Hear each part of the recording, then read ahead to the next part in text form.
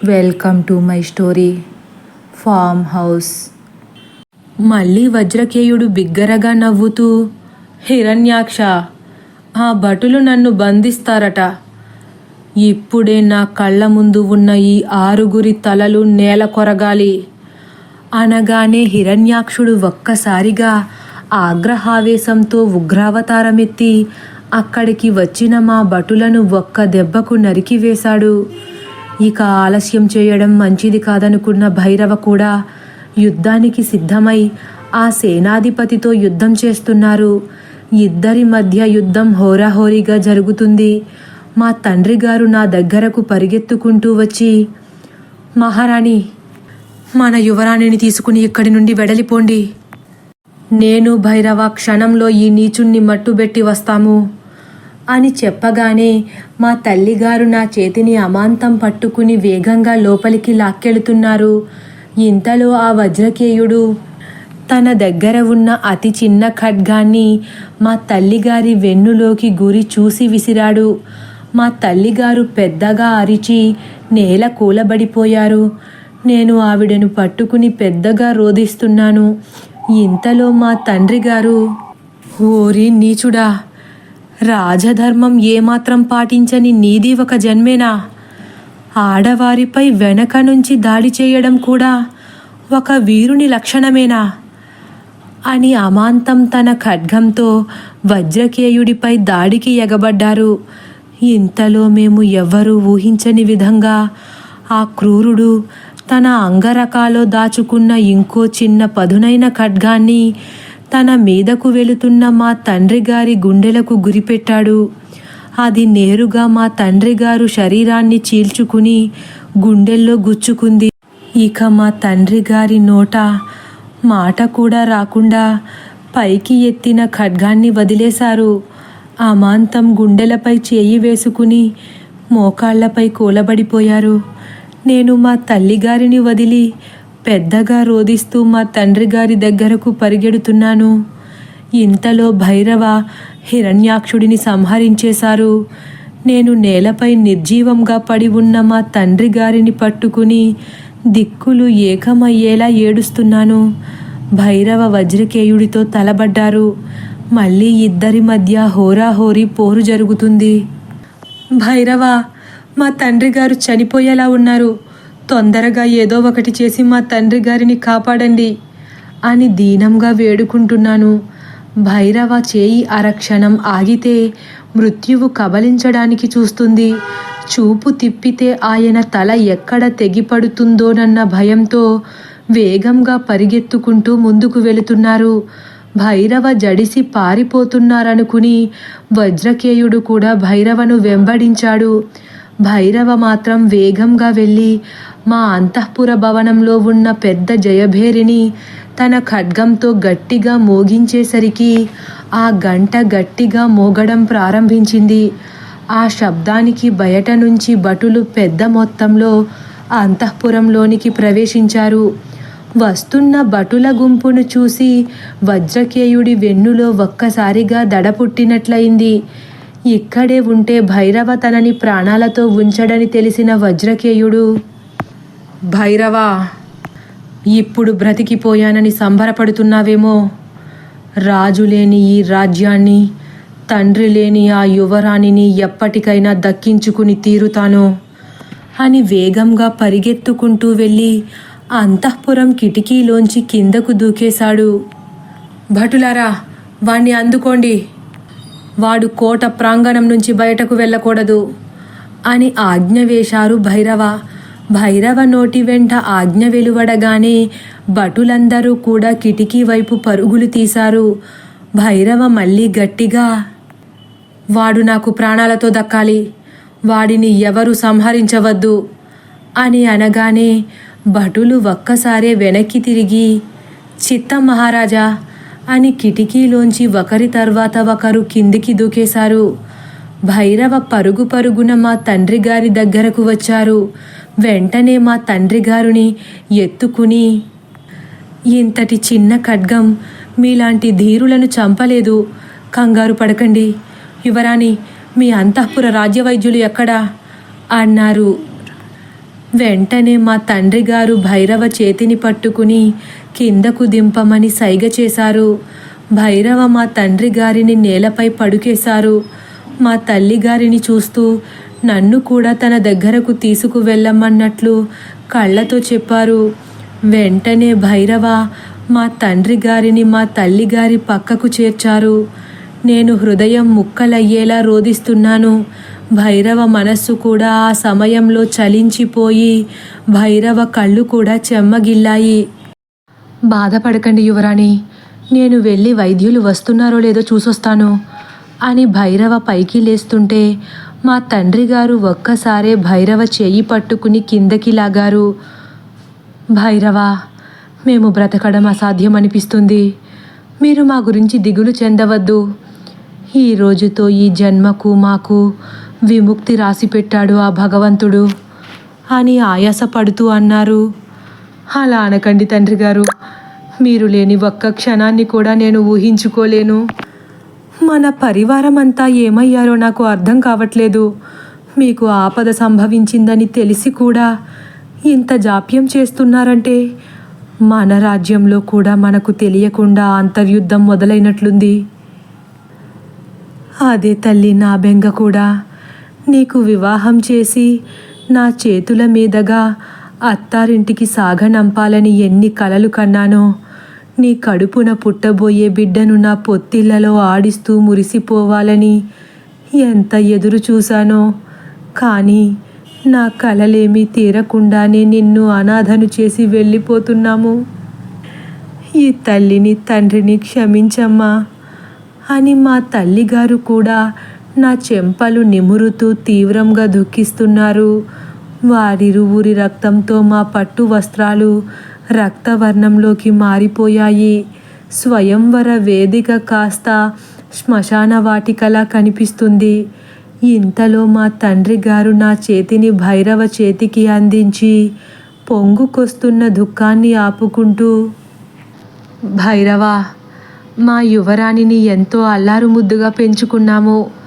తన జీవితంలో ఎటువంటి అచ్చట ముచ్చటలని చూడకుండానే ఇలా అర్ధాంతరంగా మరణిస్తామని కలలో కూడా అనుకోలేదు. ఇకపై ఇందువదనకు అన్నీ మీరే అవుతారని ఆశిస్తున్నాను. మా యువరాణిని ఎప్పుడూ ఒంటరిని చేయనని మాటివ్వండి అని మాట తీసుకున్నారు. మహారాజా, నన్ను క్షమించండి. మీరీ పరిస్థితుల్లో ఉండడానికి నేనే కారణమయ్యానా అన్న మనోవేదన నన్ను కూడా దహించి వేస్తుంది. ఒకవేళ నేను ఇందువదనను వివాహం ఆడకపోయి ఉంటే ఈరోజు మీరిరువురికి ఈ గతి పట్టేది కాదేమో అని భైరవ కూడా మా తండ్రి గారి చేతిని తమ 2 చేతులతో పట్టుకుని రోధిస్తున్నారు. మీరలా బాధపడకండి భైరవ. ఒకవేళ మీరు యువరాణిని వివాహం ఆడకపోయినా ఆ వజ్రకేయుడు మమ్మల్ని ప్రాణాలతో విడిచిపెట్టేవాడు కాదు. ఆ వజ్రకేయునికి ఇందువదనను ఎట్టి పరిస్థితుల్లోనూ మేము అప్పగించేవారము కాదు. ఆ కోపంలో మమ్మల్ని తప్పకుండా సంహరించేవాడు. కానీ ఇప్పుడు మేము సంతోషంగా మరణిస్తాము. మా యువరానికి ధీరుడైన వ్యక్తిని పతిగా అందించగలిగామన్న సంతృప్తితో మరణిస్తాము. ఏమంటారు మహారాణి? అవును మహారాజా, మన బంగారు తల్లిని ఆ రాక్షసుడైన వజ్రకేయిని చేతిలో పెట్టి మరణించే కన్నా ఈ వీరుడి చేతికి అప్పగించి వీరమరణం పొందుతున్నామన్న సంతోషం నాలో కూడా లేకపోలేదు అని మా తల్లిగారు మా తండ్రి గారి చేతిని పట్టుకోగానే మా తండ్రి గారు ఉన్నట్లుండి మోగబోయారు. తండ్రి గారు, మహారాజా, మహారాజా అని మేము ముగ్గురు మా తండ్రి గారిని పట్టుకుని కదుపుతూ దుఃఖిస్తున్నాము. కానీ మా తండ్రి గారిలో కదలిక లేదు. మా తండ్రి గారిని పట్టుకుని పసిపిల్లలా రోధిస్తున్నాను. మా తల్లిగారు కూడా వెక్కి వెక్కి ఏడుస్తూ మరొక్కసారి నా వైపు ప్రేమగా చూసి నా తల నిమురుతూ, తల్లి ఇందువదన, బాధపడకమ్మా. ఈ రోజుతో నీకు మాతో ఏర్పడ్డ రుణం తెగిపోతుంది. ఇకపై నీకన్నీ నీ భర్తే. భైరవ, మహారాజు ఆఖరి కోరికను తీరుస్తానని మా ఇందువదన చేతిని ఎప్పటికీ విడువనని వాగ్దానం చేయండి. మనస్ఫూర్తిగా పైలోకాలకు వెళ్ళిపోతాను అని మా తల్లిగారు కూడా తమ చేతిని చాచి దీనంగా ప్రాధేయపడేసరికి, మాటిస్తున్నాను మహారాణి, ఎటువంటి విపత్కర పరిస్థితులు ఎదురైనా, ఈ ప్రపంచమంతా నన్ను వెలివేసినా, భూమి బద్దలైనా, ఆకాశం విరిగిపడినా నేను మాత్రం ఇందువదన చేతిని విడువను అని భైరవమ్మ తల్లిగారి చేతిలో చేయి వేసి వాగ్దానం చేయగానే మా తల్లిగారు కూడా కన్ను మూశారు. భైరవను వివాహమాడి ఎంతో ఆనందంగా జీవించాలనుకున్న నాకు మా తల్లిదండ్రుల ఎడబాటు ఎంతో దుఃఖాన్ని మిగిల్చింది. ఇంకో పక్క మా తల్లిదండ్రుల మరణానికి కారణమైన ఆ వజ్రకేయుడు తప్పించుకున్నాడన్న కోపం నాలో ఎక్కువైపోయింది. నా భైరవ ఆ సమయంలో నాకు తోడు నీడలా ఉండి నన్ను ఎంతో ప్రేమగా చూసుకున్నారు. మా తల్లిదండ్రుల ఎడబాటులో క్షణం ఒక యుగంలా మారి 10 రోజులు గడిచాయి.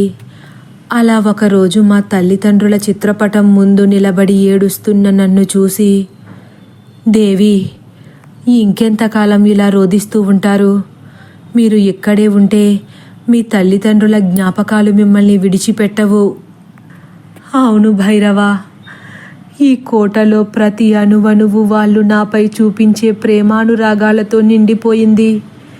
ఎంత మరచిపోదామన్నా ఆ జ్ఞాపకాలు మరువలేకపోతున్నాను. ఆ తీపి జ్ఞాపకాలన్నీ చేదు జ్ఞాపకాలుగా మారి నా గుండెల్లో గుణపాళ్ళ దిగుతున్నాయి. కంటి నుండి ధారలా కారుతున్న కన్నీటితో భైరవ వైపు చూశాను. వెంటనే భైరవ నా దగ్గరకు వచ్చి నన్ను హత్తుకుని నా కళ్ళు తుడుస్తూ, బాధపడకండి దేవి, మీ తల్లిదండ్రులను తీసుకురాలేను, కానీ వారి లేని లోటును మీకెప్పుడూ కలుగనీయనని మాటిస్తున్నాను. మీరు ఇక్కడ ఉండడం మంచిది కాదనిపిస్తుంది.